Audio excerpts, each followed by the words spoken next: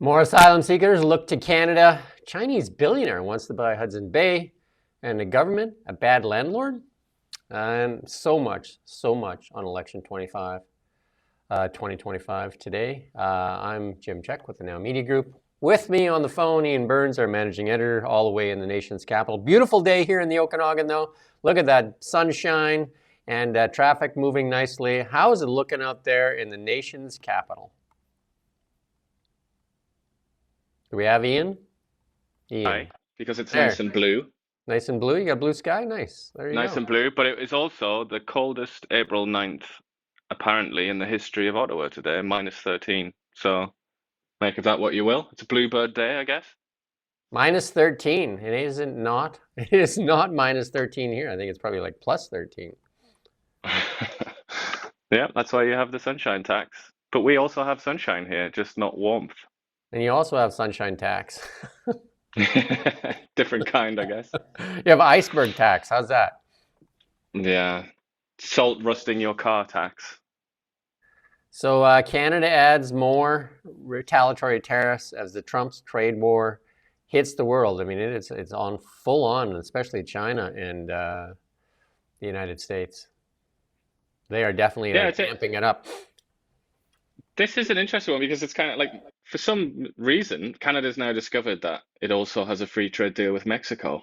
And that's, I think, the most interesting part of these retaliatory tariffs, because Mexican-made cars are legit. They're fine. They can come in tariff free. But obviously, we have a very weird relationship with Mexico, don't we? Where we're in this deal with the Mexicans, but we don't really have much commerce between us, and there's no love, particularly, is there, between the Canadians and the Mexicans. Well, I mean, we So I find insulted that quite interesting. uh, the liberals insulted them just recently. Remember when they said that they lack culture in that, and then there's a few barbs that went back and forth between the Trudeau liberals and the Mexican president there.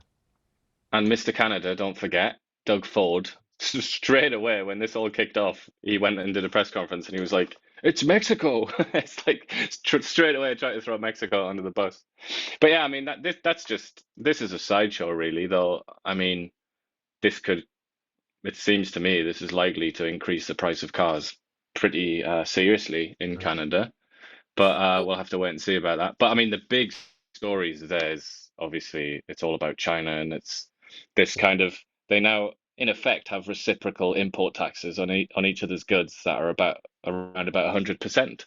So they're playing chicken with each other, and they're ending their commercial relationship, it seems. Yeah, no, it's gotten really bad. Even China has reached out and said to the companies that do work in China and say you better talk to your boss. And so they've even put pressure on some of the manufacturers or people in the American companies in China. The other thing is on Fox, there was a graph they put up that showed like 20 countries trying to work with Trump on tariffs, and then 20 that have already done deals, and then China and Canada is listed as the ones that are in this retaliatory war so far. That's the only two listed is in doing retaliation so far. And then Europe is like looking at options. So that was an interesting graph up there that was put up by Fox News. Yeah, it's Canada's come out all guns blazing, but I think I mean, we've done this to death, haven't we, in on previous conversations, but it's unique in the relationship between Canada and the US is unique for so many reasons. And, there's really no closer relationship. I think when politicians talk about a sense of betrayal and heartbreak and, almost like scorned lovers, aren't they?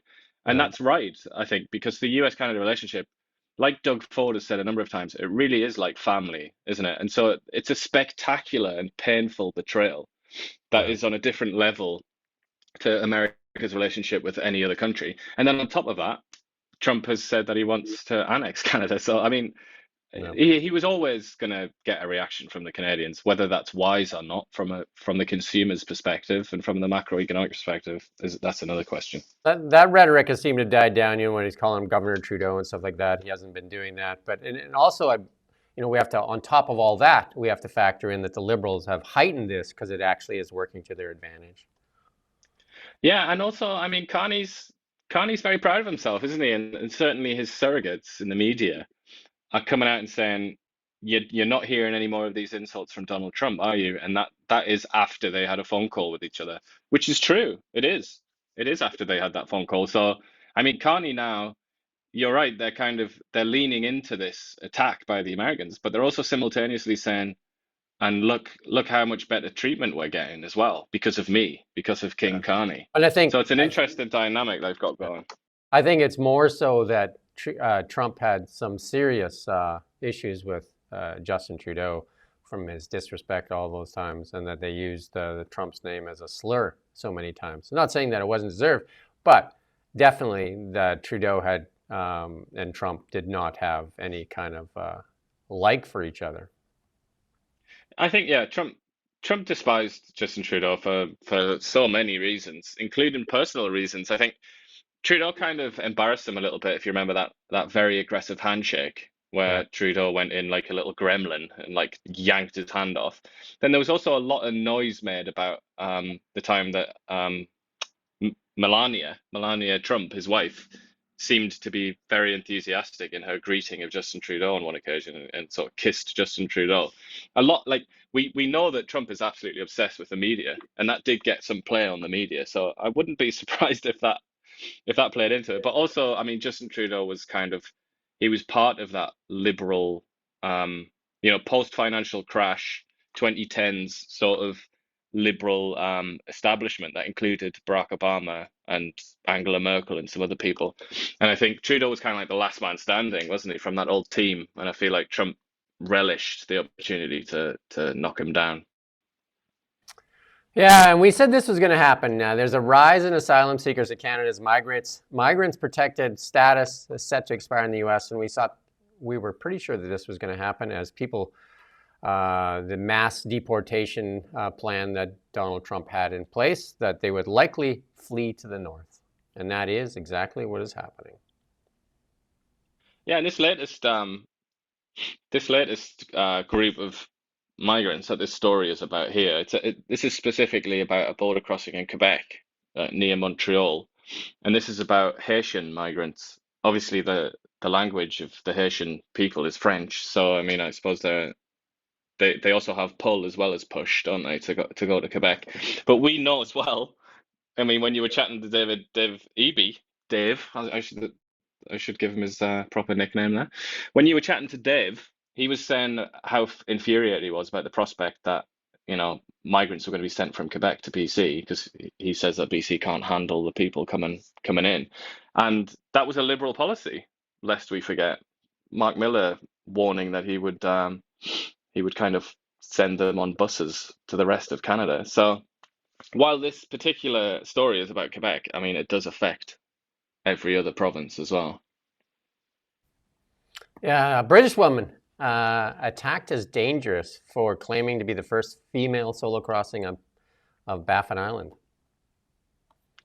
I mean, this is just a completely surreal news story, which I would encourage everybody with 5 minutes to have a read of this and then do some research afterwards. I mean, for one thing, this woman calls herself an adventurer. This is kind of this is hilarious to me. There are lots of like rich posh people in England who don't know what to do with their lives. They've got too much money and too much time on their hands, and they do silly things like this, and they call themselves explorers and adventurers or whatever. Just absurd time wasters. And these are often the people that like sail around the world, and they do like they sail across the Pacific on a rowing boat and stuff like that. They just do these stupid things all the time. I think it's kind of since the British Empire was taken away from them, this is what they have to do to get it out of their system. But yeah, she's gone across Baffin Island solo, which is pretty nuts, isn't it? And then Parks Canada told her that there is no record, or they don't have any record of a woman that's ever done that by herself. So then she came out naturally to promote herself and said, "Look, I'm the first woman that's ever done this." And then some Inuit people have now, I mean, I don't know how many, but there's one in that story that's come out and said all that. This is like Western colonialism, this is dangerous, this is craziness, and all the rest of it. And then proceeded to talk about her sort of ancestors that crossed Baffin Island. But at no point, I have to add, I don't know who I think I am injecting rationality to this dispute, but At no point did she mention a woman that did it by herself. She talked about teams of people that did it. So it seems like it might actually be true. She might be the first person. But I would also say there's so much argument in here. There's so much like racially tinged ethnic strife built into this article and this story where it's like, we're indigenous, you're the invader, that kind of language. I And think I I just can. find it ironic. Yeah. I I just no, think. I just find it ironic. I would just have to say the Inuit are not the first people to inhabit Baffin Island. It was a different people. It was the Dorset culture who were displaced by the Inuit about 800 years ago. And there is quite a lot of evidence to suggest that Europeans, the Norse, actually arrived on Baffin Island, visited Baffin Island before the Inuit ever did. And I just find you just inject a tiny little bit of like knowledge and facts into these disputes, and it just exposes the absurdity of this whole argument, which is in effect this group of people claiming that this woman almost like has no right to even be there. It's kind of, especially when it's expressed along the lines of Western colonialism and all the rest of it. The Inuit, their ancestors, the Thule people, displaced the Dorset culture on Baffin Island. It's not like they grew up out of the ground of Baffin Island and have always been there for a million years or something. It's just the same old argument that doesn't really have any relationship with truth. I think I can fix the whole argument. She just needs to change her headline there and say, "Silly social media narcissist crosses Baffin Island because she has nothing else to do." And then sort of a group of people say that she almost doesn't belong there and don't know anything about history. So just a silly girl with nothing to do, looking for some social media likes, crosses Baffin Island, and then looks to get some applause or notice or whatever. There you go. Well, she's got that now, hasn't she? She has. She's famous. This is a bigger story for sure. Hudson Bay, older than Canada, way older than Canada. One of Canada's first, or one of our nation's first commercial operations here with the Hudson Bay Fur Trading Company. Declared bankruptcy. Most of the stores being sold. There's some left that will be operated. Some of them, they're like flagship stores. But a Chinese billionaire in British Columbia has taken to social media, of course, why not social media again, to announce her plans to buy dozens of Hudson Bay locations after she saw Canadians feeling sad. Entrepreneur, I'm going to get this wrong, Wei-Hon Liu, the board of chairwoman of Central Walk, a retail investment company that owns about 3 shopping centers in BC. She said on social media that she wants to restore the Bay to its glory. There you go. Kind of relevant to say what social media platform she said that on Red Note, a Chinese one, and she said it in Mandarin. Yeah, I find that very, very peculiar. Again, the Chinese have bought a lot of stuff here in Canada for sure, and she's looking to buy a bunch of locations. But why not just go to Hudson Bay and ask them instead of going to social media? Again, another person needing a lot of attention, I imagine. Indeed, and this is something that there's a certain like specimen of business person that just does this all the time. I mean, I don't know if that includes her. Maybe it doesn't. Maybe she's for real. But there are so many people that just they see a big name like Hudson's Bay, or whatever it is, and they make a lot of noise about it and get an awful lot of attention, and then nothing ever happens. Why not just do what most businesses do, make an offer? Would make more sense. Yeah, do it quietly or have some meetings. To the Hudson Bay Company itself. Canada, this is a Holly Doan Blacklock story. Another claim to fame for Canada. It's worse than New Zealand in as far as being a landlord of its own properties.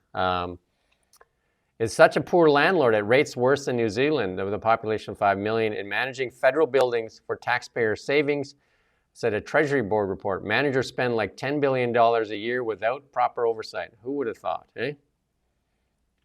Yeah, the money faucet just keeps on pouring out there. There's also there's a scandal here in Ottawa as well, which most people in the rest of Canada don't know anything about, which is about the federal government refusing to pay the taxes that it owes to the city of Ottawa, like the municipality, because obviously in Ottawa there's a huge number of government buildings, and they have this agreement which goes back a long time, which isn't really much of an agreement. It's like a declaration that they will pay the tax rate that they feel like paying, whatever that is. And so the city of Ottawa now is just almost every day the mayor of Ottawa has like a meltdown. So not only are they wasting money, they're also shortchanging the good people of Ottawa. Yeah, this report follows a similar 2021 audit that rated the Government of Canada poor landlord. The Government of Canada's real property portfolio is aging, has deferred maintenance costs, and are increasing the condition of functionality of the assets are declining at an accelerating rate. There you go. It said federal managers deferred about $20 million of basic maintenance, and we're expected to grow by approximately $2 billion a year. The status quo is no longer an option. And you know, that's the thing. And I think Pierre Poilievre put out that they were going to sell off some of these federal buildings. So I would imagine a lot of them are probably empty as well because of people are working from home. Federal government employees still have a work-to-home portion of their things. 16% of the federal buildings were rated in poor condition. 2% were rated critical. The average age of the Crown-owned assets is 49 years old. Research shows there are definitive points in the life cycle of building when the asset space systems, envelope, and interior space begin to require considerable interventions. There you go. Well, I mean, we're going through a gigantic property boom. It is definitely an interesting point, isn't it? If you can't afford to put the money in to maintain your buildings, then sell them and you'll get a lot of capital and you can do something good with that money. Yeah, I mean, and use it for building out other services that everybody can benefit from. They have all these federal buildings, and you know, like you could turn them into rental properties. You could turn them into a whole bunch of things, strata units, and sell them, and ease some of the housing pressure here in Canada. I think Pierre Poilievre pitched that idea a while back, and then Trudeau said that they would look at leasing some of the buildings out instead of selling them. Right? Anyway. Yeah, the Liberals have expressed a certain amount of interest. Yeah, but I mean, yeah, the federal government has some glorious buildings, doesn't it, and land in general. I mean, anybody that's ever been to London will know that Canada House is like you couldn't possibly have a better location in London. They have and that's like the consular building. That's where you get your visas and stuff like that. And that's where Mark Carney went actually recently when he went to London. He visited Canada House. It's like right in it's right next to sort of Nelson's Column and Trafalgar Square and the National Gallery, just down the road from Downing Street. That building alone must be worth like just an unfathomable sum of money. So if the federal government was serious about real estate, it could raise like so much money. Like I think it would shock people how much they could actually raise. This clip is going viral on the internet, and this is an emotional one for. We're going to play it, and then we'll talk about it. She was murdered in this community. IPV is important to this community. We have been affected. This is my best friend. She was murdered.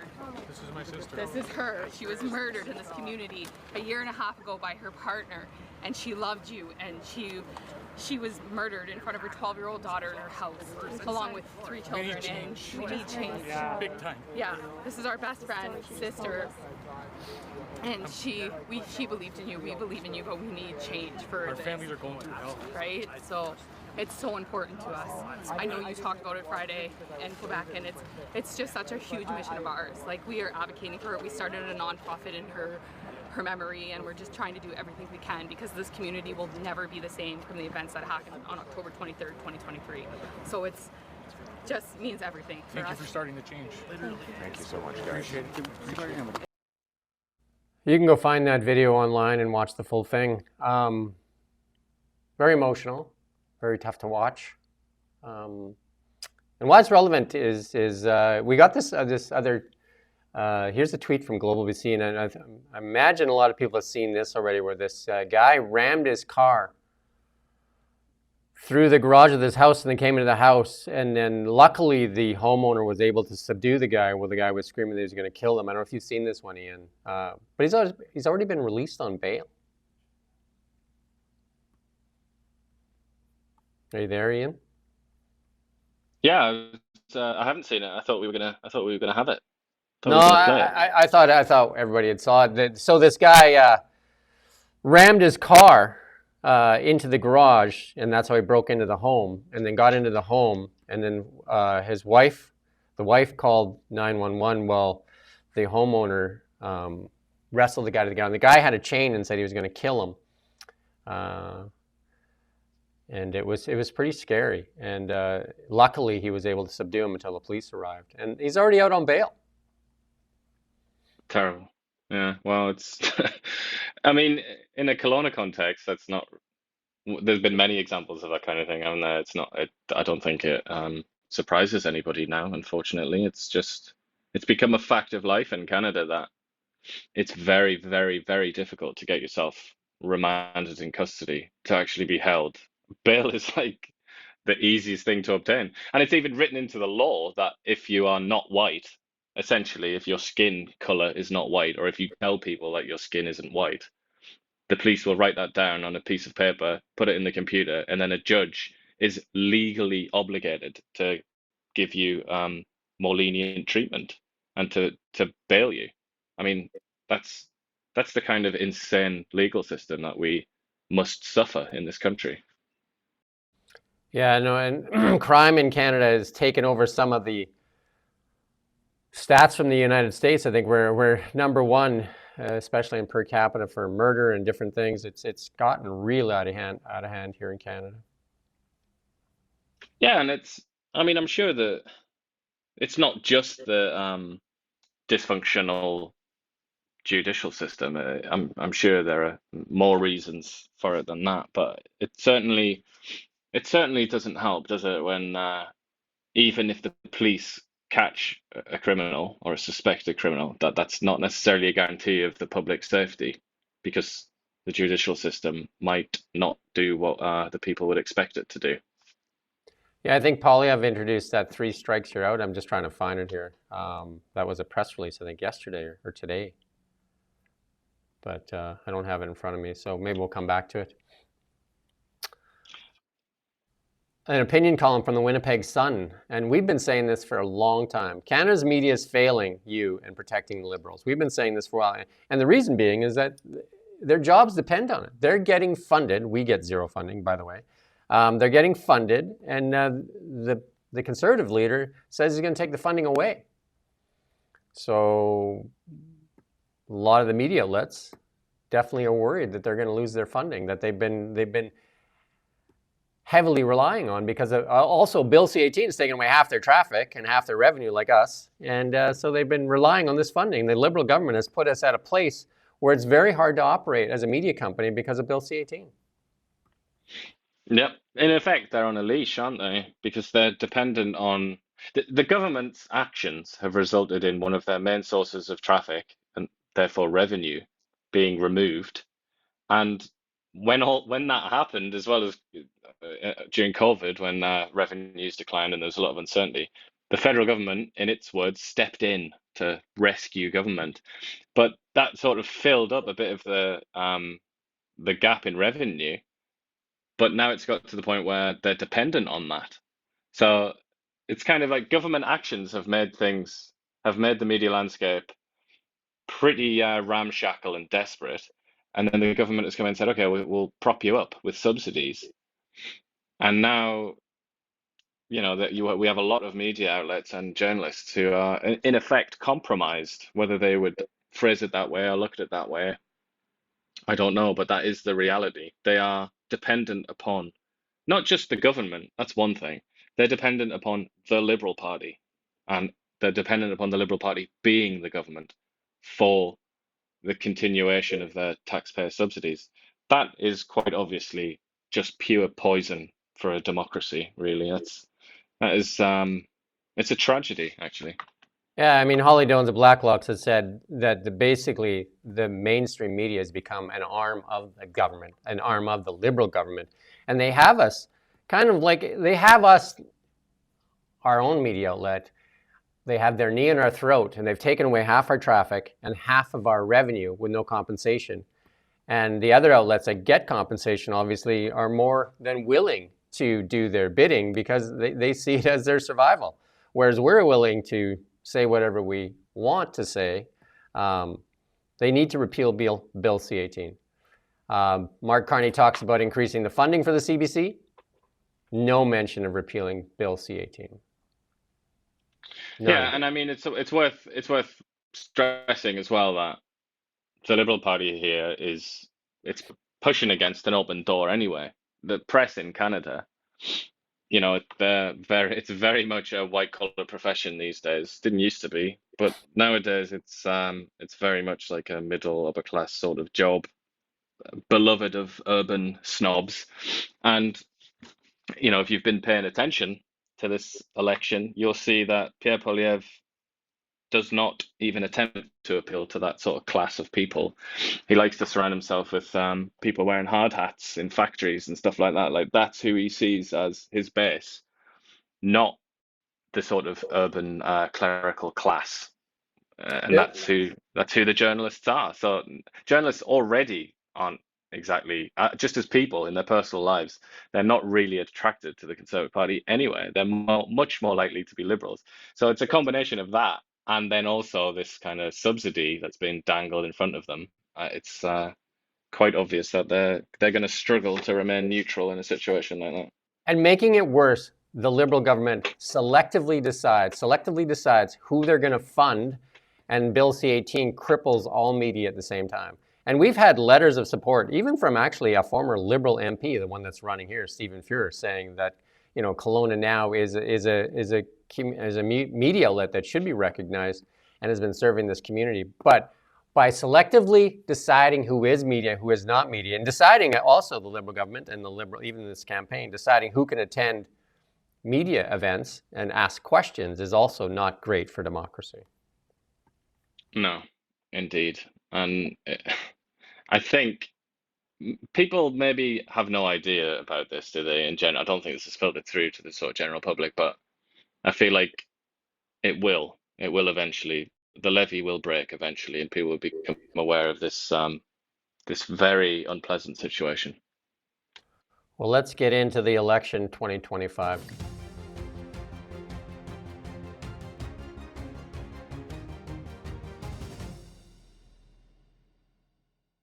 I've got a clip here to play from Pierre Poilievre to kick things off. To scrap C-69 and fast-track energy projects. How do you balance out the Indigenous land rights and environmental review processes, especially in light of the recent court rulings on Indigenous consultation? Yes, you're a very good question. After the lost Liberal decade, Indigenous rights have been trampled by this Liberal government. Liberals blocked the Northern Gateway pipeline with Mark Carney's vocal, on-the-record opposition to that pipeline, even though 80% of First Nations people along the path supported the pipeline. They killed the Tech Frontier mine, even though all 20 First Nations communities around the mine were 100% in favor of it. And the Liberals are keeping our First Nations people in poverty by blocking the resource projects that their communities support. And we interpret Section 35 of the Constitution to go both ways, that we have to consult First Nations who are opposed to projects, but we have an obligation to consult also those that are in favor of them.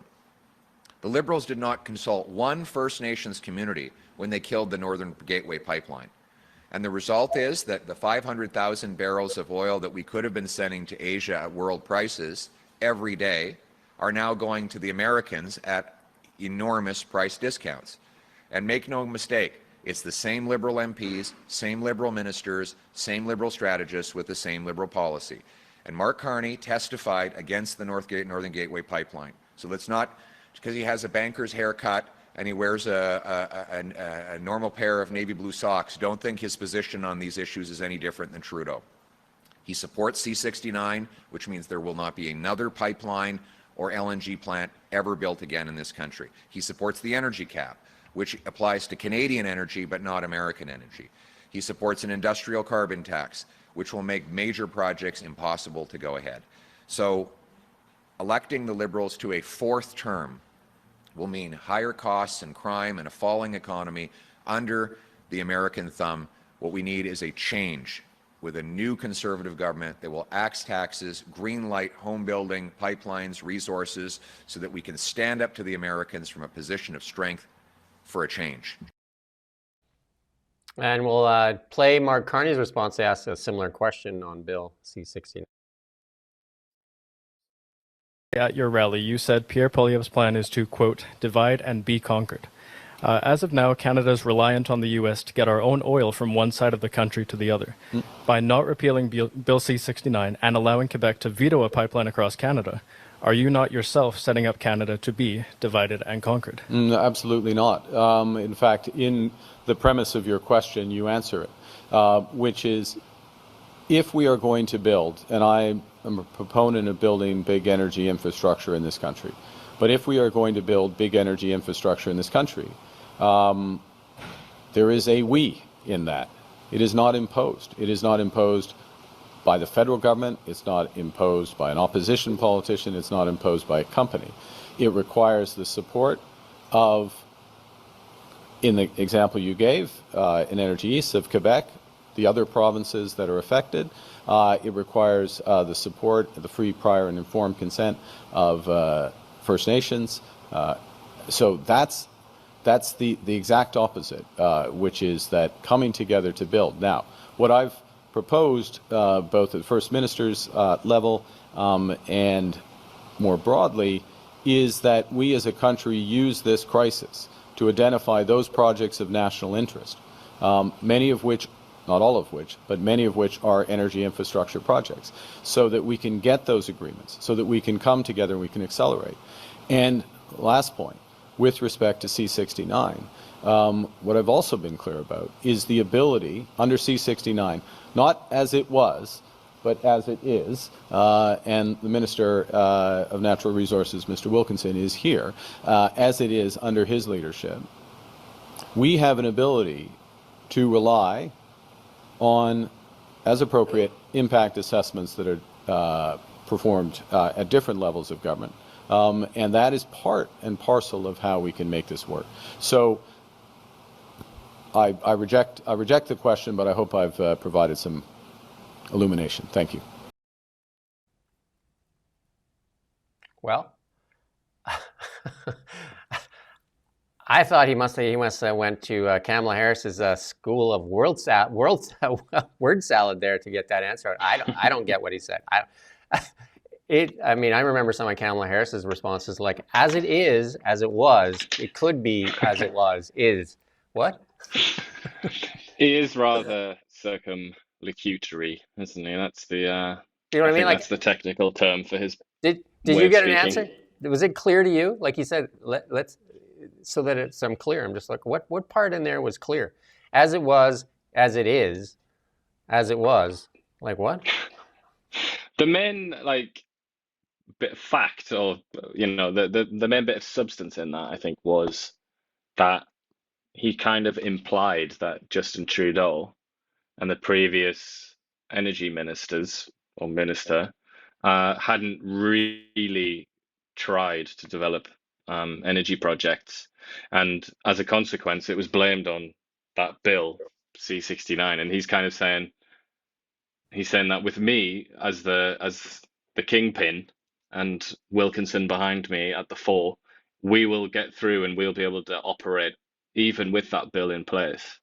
That seems to be what he was saying, but he really does not articulate himself well at What? all, does he? He really struggles to speak English, I think. Well, I think when you're trying to beat around the bush, because I've heard other liberals say now too, say that the Energy East that they're talking about is an electric Energy East pipeline. Like, do you know what I mean? It's not a LNG pipeline, because they won't say the words. They won't say the words oil and gas and LNG.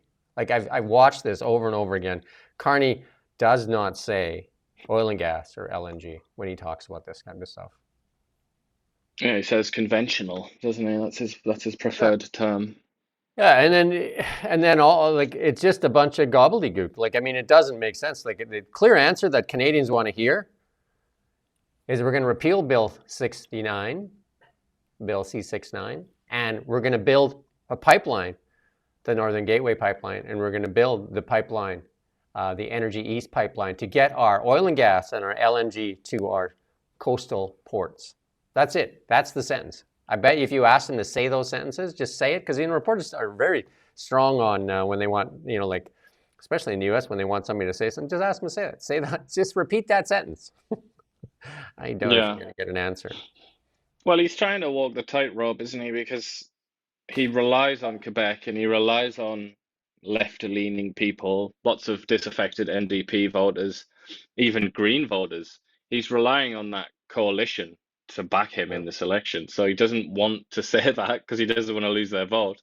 But then at the same time, he is well aware that there's probably, if the polls are to be believed, a majority in Canada that want these projects to go ahead and find it baffling that the Trudeau government seem to be not very interested in getting them over the line, except for TMX. So You could he's make he's trying to do both things at once, isn't he? And that's why he ends up struggling to speak English.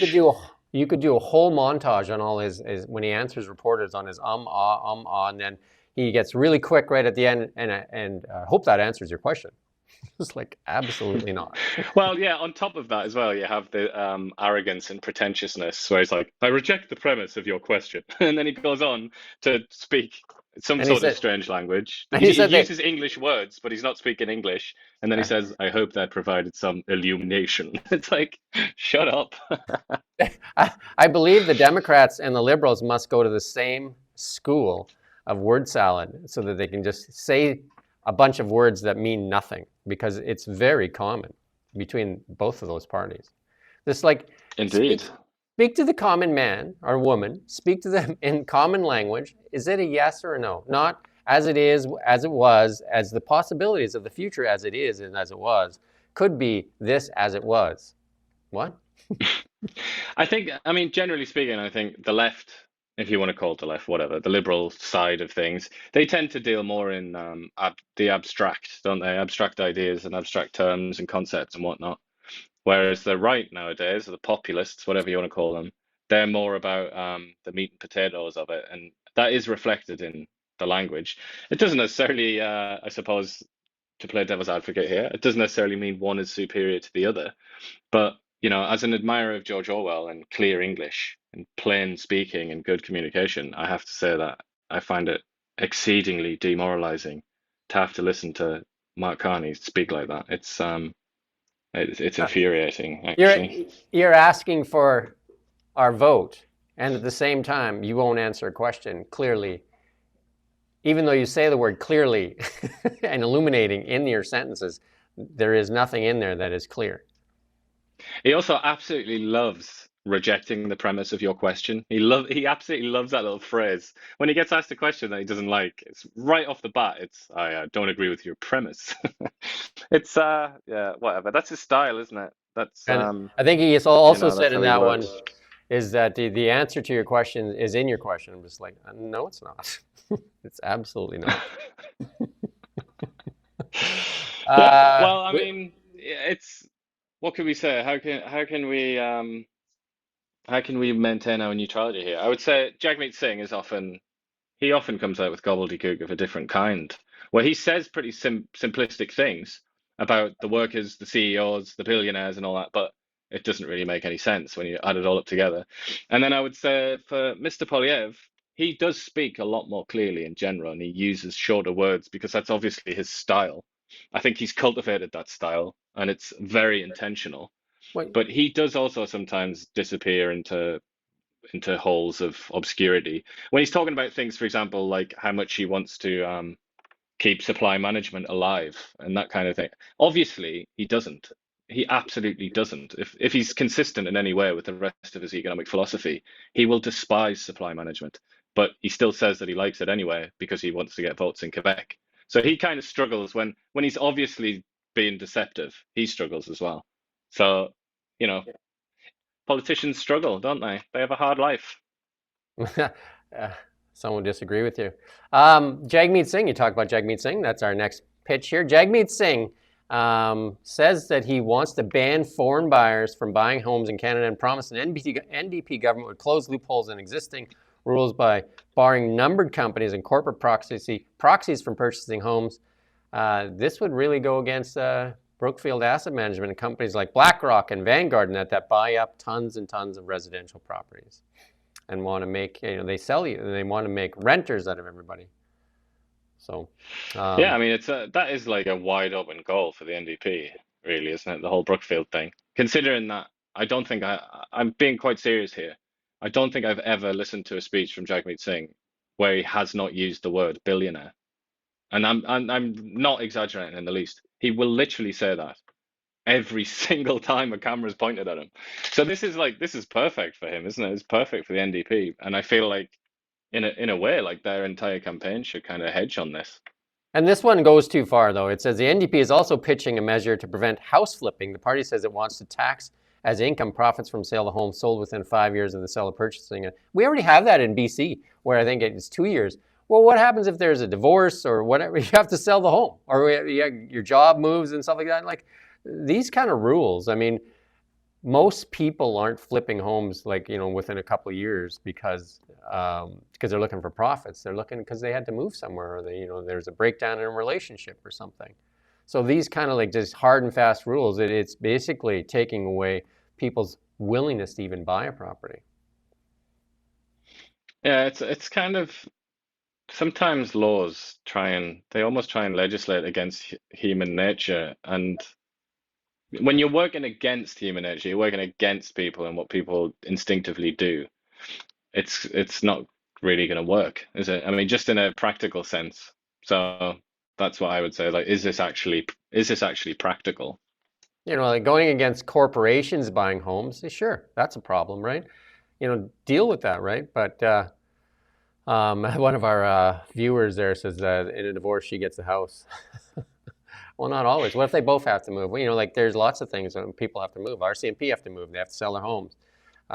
So do like people in the military and that when they don't even have a choice in the matter. Just like you're now moving. Pierre Poilievre though goes after the billionaires in this one. This is usually was a conservative platform. This is what he's saying, that he would require Canada Revenue Agency to publicly identify corporations that pay little or no federal tax.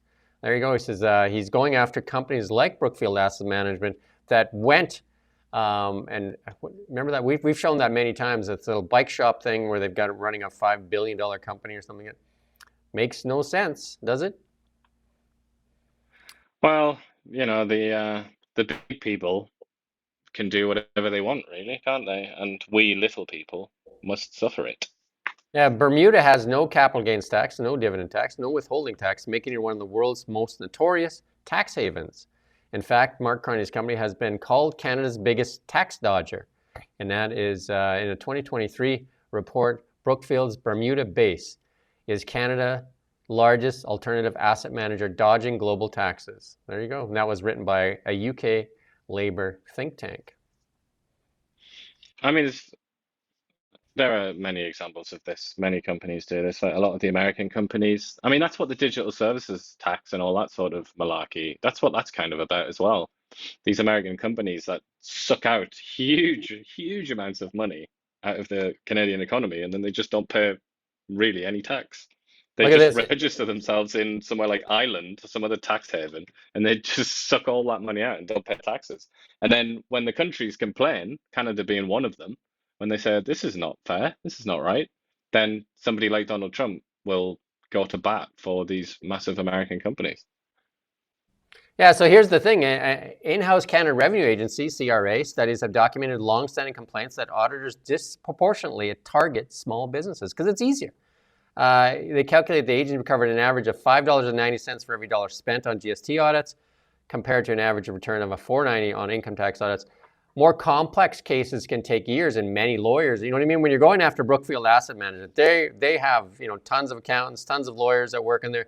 Not as easy as squeezing the small guy, right? So that's one of the reasons they kind of leave it alone, because they're just like, it's way too complex for this, a CRA auditor to go after them. They don't have, even the capabilities to go after these large companies, but it's easy to go after the small guy that doesn't know much, right? Yeah, well, the example here at the bottom of the story that's given is a student that moves to get a job and claims moving expenses.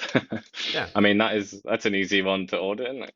Yeah, so you go and you squeeze that rock and you get something. But you look at Brookfield Asset Management that's tax dodged over $5 billion, and then all of a sudden just like, well, that would take years to do. really stressful for everybody, and you don't even know if we have the knowledge, and it's all challenging. So they rely on that. And they'd also have to go head to head with their entire legal team, and then there'll be a question about like staff and their accountants as well. It's like, do we actually have the staff? Do we have the numbers to match this beast that can it can run circles around us? And the other thing is, in those departments, people get promoted and they move to different departments and different areas, and some of these cases can take years and years to do. And then so like there's no continuity of staff. It's really, really hard. And these corporations, Brookfield Asset Management, knows that. They absolutely know that. And then they appeal it. And in many cases, they will hire people literally right out of the CRA, or people who are like who commanded the CRA. They'll bring in ministers and stuff like that, and they'll make sure that their road is beautifully paved so that they don't have to have any obstacles. So it's really easy to go after that student and his moving expenses, because that's, like the guy has no knowledge, no nothing, and you just can basically just make him squirm and squeal and get, like the few shekels you need to get out of him, right? Yeah, that's what I mean. It's a Thucydides quote, isn't it? Like the weak will suffer what they must. It's kind of like, and the strong will do as they will. That's kind of that was written like 2,500 years ago or something like that, but it's still basically true. And the same applies in the judicial system as well. If you're absolutely wadded and you've got a team of like 500 lawyers that can mount a defense for you, like there's a much lower chance that you're going to be prosecuted or convicted. It's just, sadly, that's the reality. We fool ourselves that we don't live in a society like that, but unfortunately we do. Mark Carney likes the 1981 tax credit. This is another Holly Dome Blacklock story. He proposed to reintroduce the tax shelter for property speculators that was abandoned 44 years ago as costly and inefficient. He gave no reason to really resurrect this thing.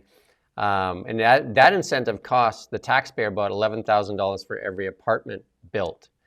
Carney says we will bring back the multiple unit residential building tax credit incentive when it was introduced in 1970, spurring tens of thousands of units being built.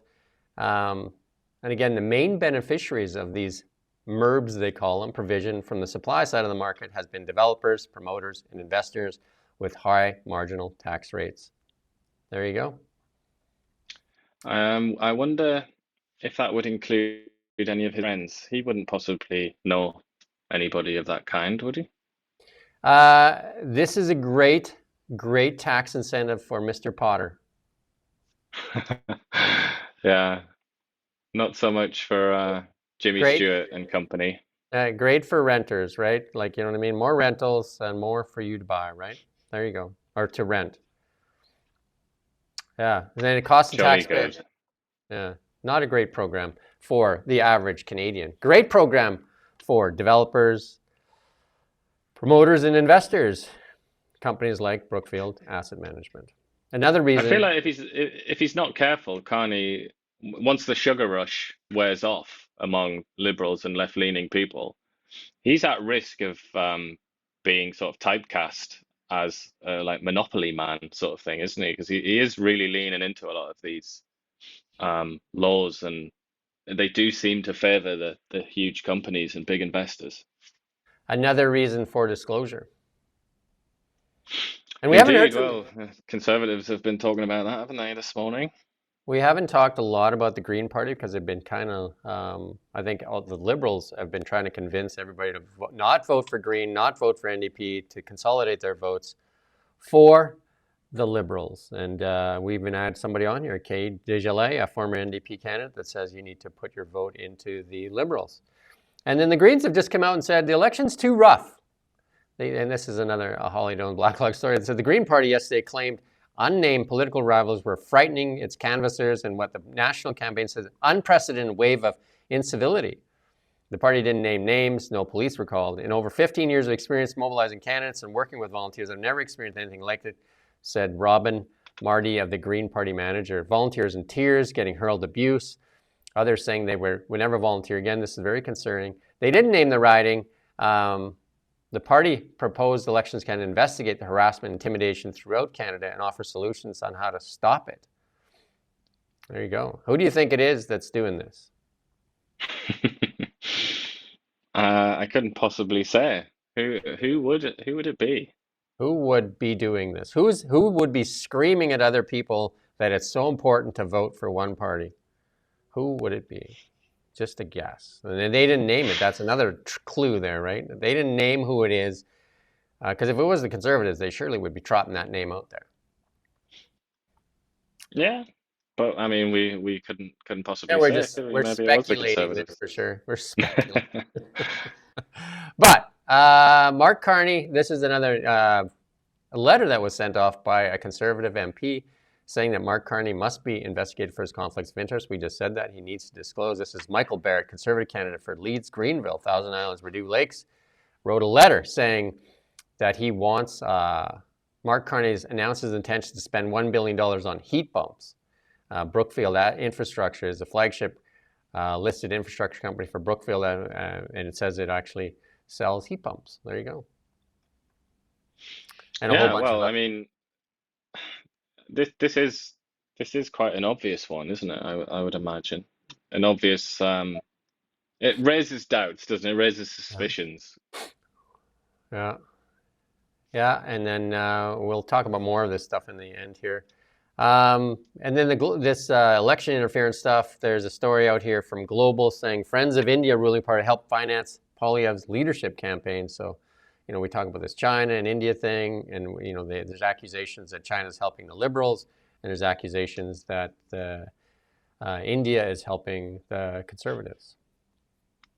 Yeah, but I mean, the situation it's an odd one because I think we can understand why India would it's not so much that they would back the Conservatives, but why they would try and get the Liberals removed, because they, particularly Modi and his party, they have quite a long history of a beef with the Liberals. They don't like them. So at least I'm not making any sort of statement here about right or wrong or whatever, but I'm talking about motivation. We can see why. The motivation is obvious. The Indian government, for various reasons, actively despises the Liberal Party, had a really terrible relationship with Justin Trudeau, and it was kind of, the hostility was reciprocated. So it makes sense. Okay, so they would want the other party to win. But when it comes to the Chinese support, nobody's ever really explained. It's not obvious. And Mark Carney was asked this question. He was asked this question, I think, yesterday. Why did the Chinese Communist Party promote a campaign on Chinese social media to sort of boost your reputation in Canada, effectively back you in this election? Why does the Chinese Communist Party want the Liberal Party to win this election? And that isn't obvious to me.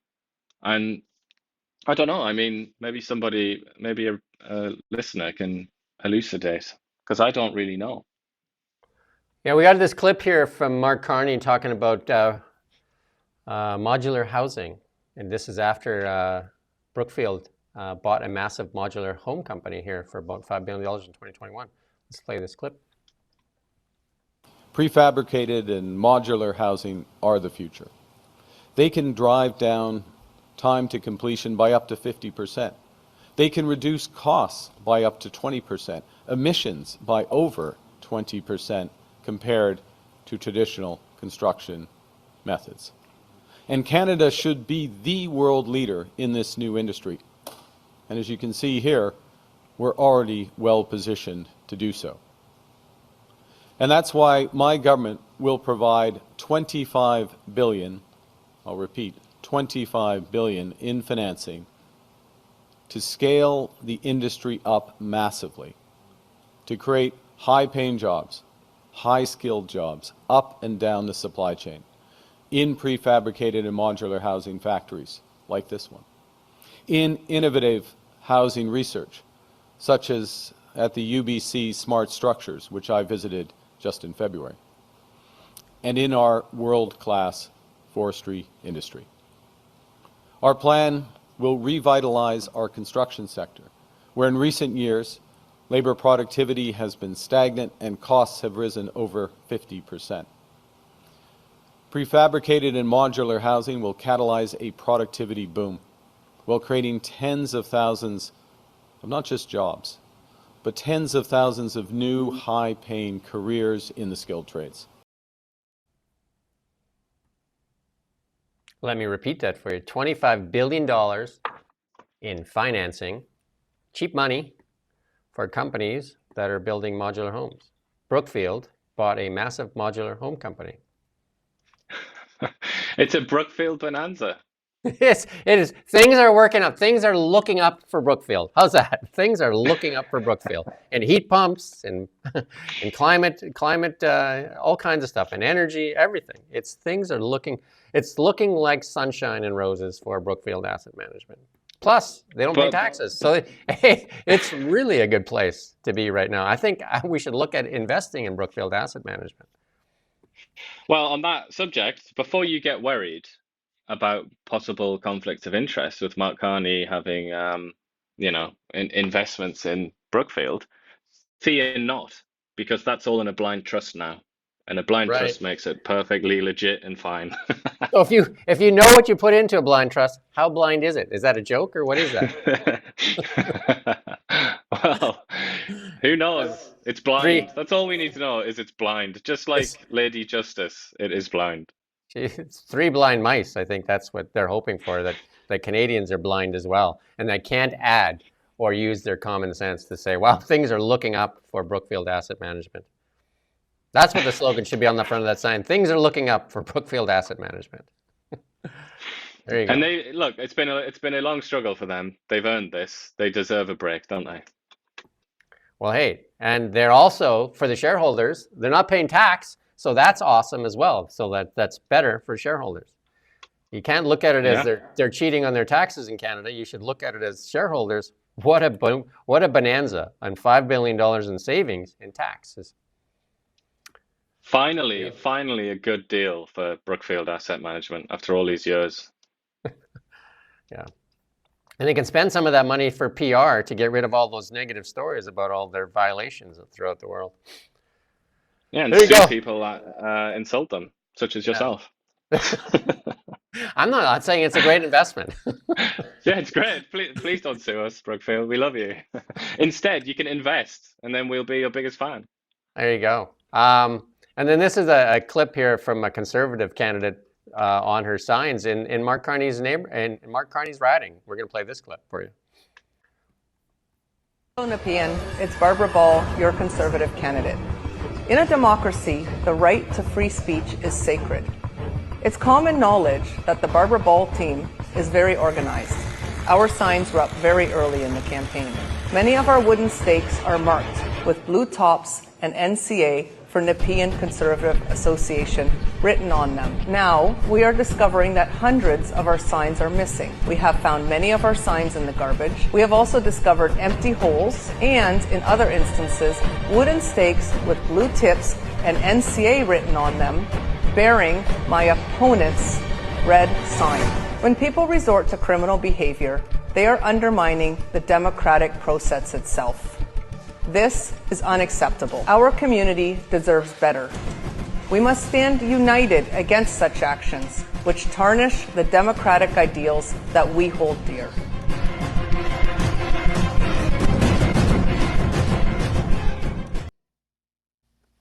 Well, I don't know what you say to that other than, well, that's bold of the Liberal person putting up the signs using the Conservative candidate's sticks.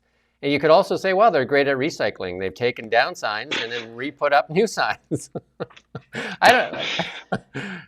That is beyond bold. And I guess that is in some people's minds, I guess that is, like win at all costs and everything is justified. Yeah, we're used to that sort of attitude nowadays, aren't we? But I mean, it does happen. We should sort of say, shouldn't we? It does happen in the other direction as well. You sometimes see Liberal NDP signs and all that vandalized. It seems to just be like, it's just the like reuse. a feature of elections nowadays, isn't it? It's so terrible, but it is. Maybe the Carney Liberals there didn't have access to any of the sticks, so they just had to go and find out a way to get some.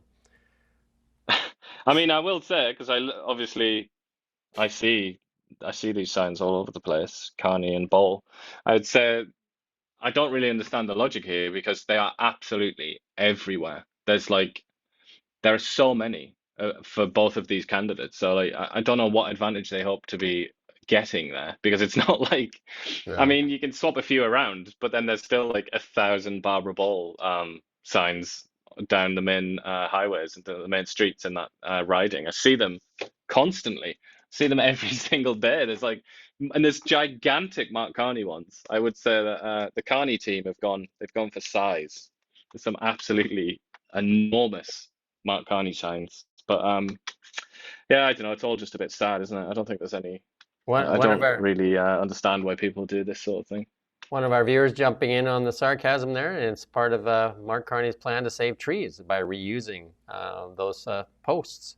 Why buy posts when you can just take the posts? And again, we probably go back to that green thing and just wonder where all this screaming is. Because there is one party screaming that you need to not consider the other two parties at all and consolidate your votes for one party. And to the detriment of poor Jagmeet Singh. He's even having to get OnlyFans girls to help him out on his campaigns. Yeah, he's been caught in the middle a little bit there, hasn't he? So here come the endorsements. Mark Carney used Mike Myers, a former Canadian, I guess, and now U.S. citizen that lives in the United States, came out and plugging him with his elbows up campaign. And here's a famous Albertan that was at the event here in Edmonton here, Brent Kissel. I've got a message for people. Edmonton and Canada, it's very important to understand the human being that Pierre is. The guy who's become my friend and somebody who truly believes in the future of Canada and understands that the past 10 years we've had have not been great. But Pierre is here with all of his colleagues and with all of his heart to make a significant change for a brighter future, something that each and every one of us truly want, not just for us, but for our kids and our grandkids, and Pierre is the guy to do it.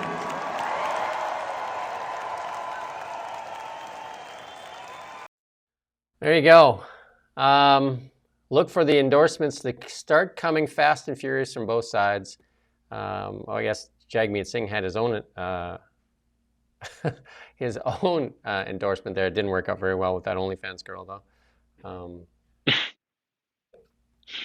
Yeah, that was in Edmonton, I think that wasn't it. That was yeah, the Calgary one. Yeah, that was that was interesting. He got a huge cheer, didn't he? That chap there. But in general, the atmosphere and that, I think somebody right now will be writing a PhD about that. I'm sure, about Pierre Poilievre's rallies, because they are kind of like nothing that I've seen in Canada anyway. I'm going to say that look for the Liberals to have a massive. They're going to pull from Kamala Harris's playbook and see if they can get a Beyonce to draw, because that's what she did. She used like Beyonce, saying that there was going to be a concert. They actually misled people in saying that Beyonce is going to perform, which she never did, and that actually irritated the attendees even worse. So they got actually angry because it's very hot, and Beyonce said a few words, but she did not perform. They thought they were getting a free concert. That's sad, isn't it? They didn't appreciate Beyonce's political speech. They didn't appreciate her insight into politics. And then Oprah Winfrey came out as well, and then her company charged $2 million for her endorsement. $2 million. Maybe like some of these parties have some cash to throw around as well for endorsements. We're willing to endorse for $2 million. Who is Canada's Oprah? Would be my immediate question. Who is Canada's Oprah? I don't know if we have. Do we have one? I don't know. Let's move on to markets, though. We're going to try and finish up here in a couple minutes here because we got a 10 o'clock show coming here. Gold. Gold is the only thing that's rocking up the charts. Gold, definitely the safe haven asset. Where's gold at this current moment? Gold. You know what I mean? Gold up huge today, $110. Gold up $110 US today, banging on the door of 3,100.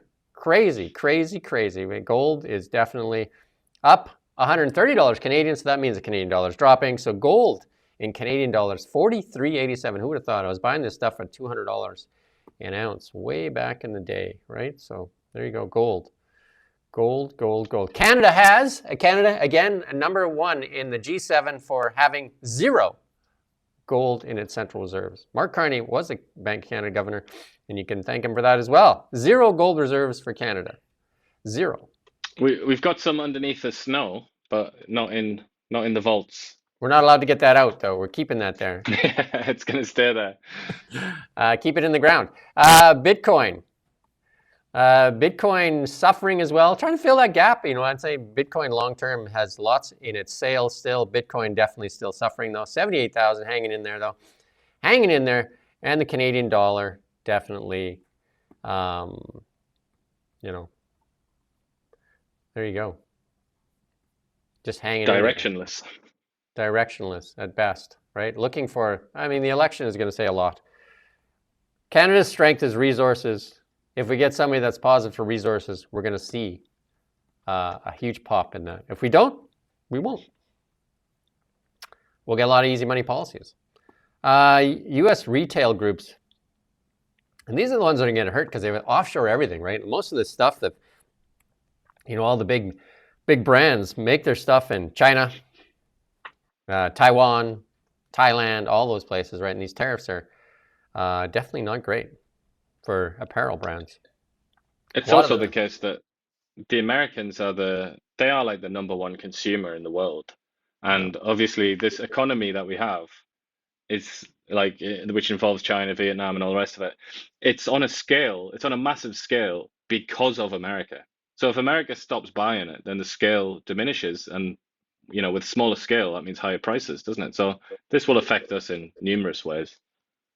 Yeah, and let's move on to, we always try to have you learn something when you watch our show as well. We're trying to be a little different and have you learn something, and we offer a lot of sarcasm, especially Ian. He's great with the sarcasm. We got a little AI tech clip here to play for you. This is pretty cool, actually.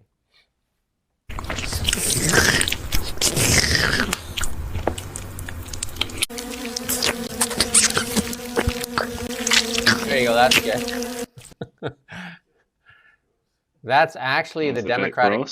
That's actually the Democratic Party in the United States eating itself. It looked like a kabuki mask or something, like old Japanese theater. It was pretty cool. It was pretty creepy, and that's what's going on in the Democratic Party actually right now in the United States. They're eating themselves. They're just fighting with each other and blaming each other, and it's all coming out now on the Joe Biden thing. Like like some of the anchors and that saying, oh, they didn't know, and I don't know. Anyway. That's what it looks like when you eat yourself. OpenAI makes ChatGPT Plus free for students, both in Canada and the United States. Look at Sam Altman, considering Canada in there. Look at Sam Altman, hey? Sam Altman, the head of ChatGPT, and you and I both use ChatGPT quite often, actually. Yeah, it's going to help students cheat on essays. The European Union announces a $20 billion plan for AI gigafactories. There you go. The European Union getting 20 billion euros, actually. And they want to close the competitive gap with the US and China in AI innovation. They finally realized that maybe isn't all about regulation. They actually have to create something to regulate it. Okay? Yeah, there's an order to these things. Yeah, first you create it, then you can regulate it. But they want to regulate all the time. And Dr. Oz advocates for AI integration in healthcare at the Medicare town hall. So Dr. Oz looking to use AI. AI is making leaps and bounds in the healthcare industry. That's awesome with AI. EV, there's supposedly an EV tour coming to Kelowna here, just to say that April 3rd and 20th, I think you're supposed to be allowed to test drive these things for free. I was sent an invite for that. And then in the United States, since Donald Trump has taken office, there are a significant number of EV and battery factory projects are canceled, because there is no more EV mandate in the United States. And that, again, is very dangerous for the auto sector in Canada if they don't dump the EV mandate, which that's what a reporter needs to ask. That's the question for the auto sector. Will the Liberal government dump the EV mandate? And I don't think the answer is yes. Tesla, a little bit here on Tesla. You got to feed your car. And this is just a little demonstration that you actually, because there's no motor, you can actually put groceries in the front. They call it a frunk. So there's a frunk, a trunk, and an underneath trunk. There's so much storage in there because there's no motor, no transmission, a lot of no nothings in there. You know what I mean? Like there's a lot less stuff going on. And we're just wrapping this up here. And we're into the best part of the show, the memes. And we don't have very many today, but we have a couple that are basically hilarious. This one here is a lot of people really freaked out about the stock market, and Donald Trump announces huge blowout sale on stocks. If you don't see the humor in that, I don't know, right? So it could well be, and I'm going to do a story on this. I said I'm going to put it on my LinkedIn. And is this the opportunity of a lifetime? Because if the underlying fundamentals of a stock hasn't changed, and they've been crushed with these tariff wars, is this not a buying opportunity, or is this the end of the world as you know it? There you go. Very hard. That's people are going to be making the bet of a lifetime, aren't they? Right now, it's really hard to say. Without China and without Vietnam and all the rest of it, it's like very hard to imagine how we go back to having these high value companies. But who knows? In volatility, there's tons of transfer of wealth. They are opportunities for these large companies for sure. And then the last one here, this is one to help you to save time. They'll now warn you when a film doesn't have tons of nudity, swearing, and violence. So there you go. So you know what I mean? That's certainly a sign of the times. Yeah. There you go. That's our show for today. We appreciate you watching along with us, and we hope that you share and come back every day. We have some regulars all the time.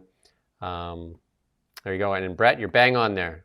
People sell gold because they have margin requirements and they have liquidity crises as the stock market goes to hell. Now everything gets sold, right? We thank you for watching, Brett and everybody else that's on there, Glenn, all the regulars, Honey and me, and we do thank you, and we hope you share it so we get a larger audience. And we keep saying it. We don't get any funding, so we can say whatever we want. So far, so good, right? It's a risky game, though. It's a risky game, yeah. So they figured out another way. Bill C-18 took away our audience of 200,000 on Facebook and Instagram. So I imagine they'll come up with some more bills to make sure that we don't have a YouTube and stuff like that too. So there you go. We do thank you for watching Now Media. We don't just report the news. We live here too.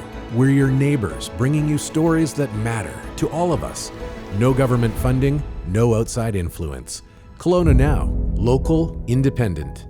News you can trust.